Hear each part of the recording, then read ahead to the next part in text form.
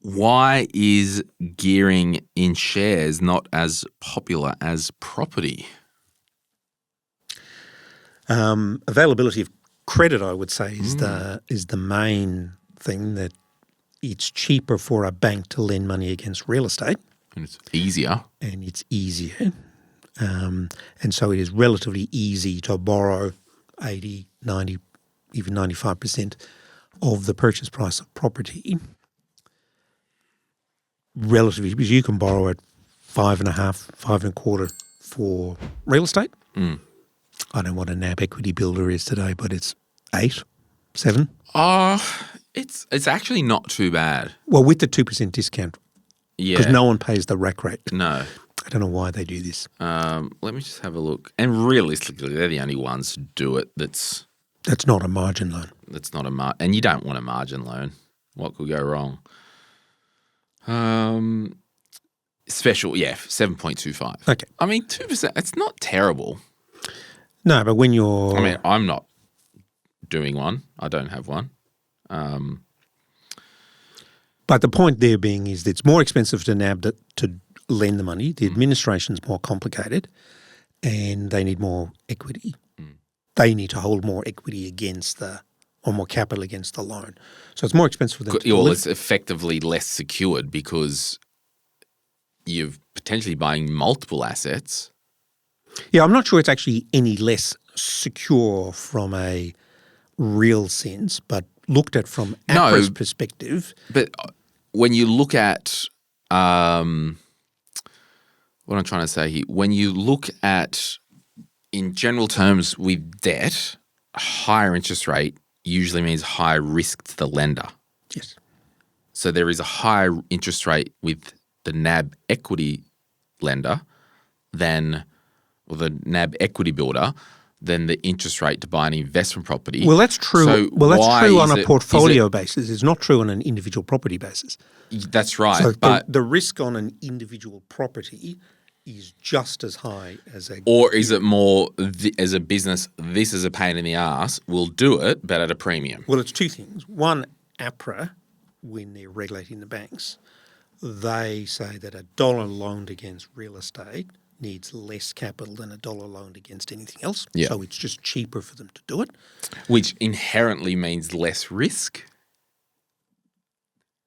Well, the assumption being on a portfolio basis, there is less risk to the financial system. Yeah. That doesn't look at an individual borrower's perspective.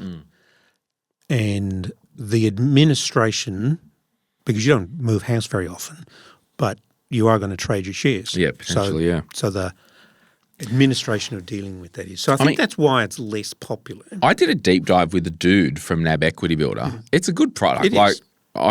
I think it's borderline a great product. The way that you can use it, you can plug in various amount of accounts.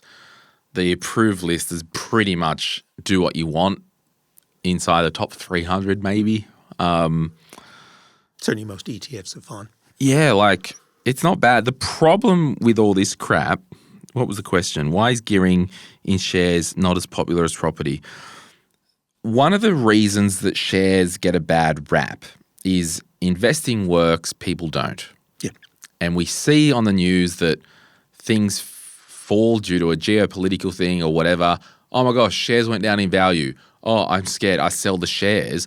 There's this social commentary or vibe that shares are risky, people lose money. But the data doesn't say that. The data says equities perform very well and you'll make lots of money.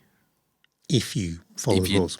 Not a freaking mammal like me and freak out and sell when you get scared. So I think there's a lot going on here and that's probably the reason why it's not as popular. And as well, in the Australian sense, if you don't own property, you're not going to have money and all this stuff. There's a lot of social media influencers. There's two in particular that I've seen that have just announced on their Instagram that they've ticked over the $1 million net worth.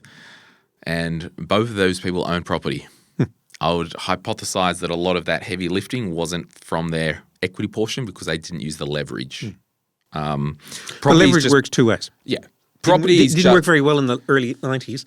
No, not at all. And ask about the GFC when you went to town with some leverage. But property is just more popular in Australia. Yeah. It's 70% of household balance sheets. Like, it's a big deal.